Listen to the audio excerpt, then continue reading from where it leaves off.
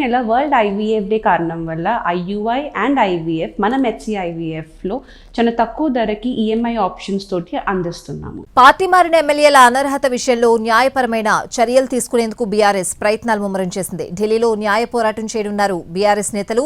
త్వరలోనే సుప్రీంకోర్టులో పార్టీ తరపున కేసు వేయనున్నారు. ఢిల్లీలో పలువురు లాయర్లతో బీఆర్ఎస్ నేతలు సమావేశమయ్యారు. రాజ్యాంగ నిపుణులతోనూ భేటీ అవుతున్నారు. పార్టీ మారిన ఎమ్మెల్యేలపైన అనర్హత వేటు తప్పదని, తెలంగాణలో త్వరలోనే ఉప ఎన్నికలు వస్తాయన్నారు కేటీఆర్. అనర్హత వేటు విషయంలో సుదీర్ఘకాలం పాటు నిర్ణయం తీసుకోకుండా స్పీకర్ నాంచలేరని బీఆర్ఎస్ నేతలంటున్నారు. పార్టీ ఫిరాయించిన ఎమ్మెల్యేలపై చర్యల కోసం ప్రయత్నాలు చేస్తున్నామన్నారు బీఆర్ఎస్ ఎమ్మెల్యే జగదీష్ రెడ్డి. పార్టీ ఫిరాయింపుల నిరోధక చట్టాన్ని తీసుకొచ్చిన కాంగ్రెస్ పార్టీ దానికి తూట్లు పొడుస్తోందని విమర్శించారు జగదీష్ రెడ్డి.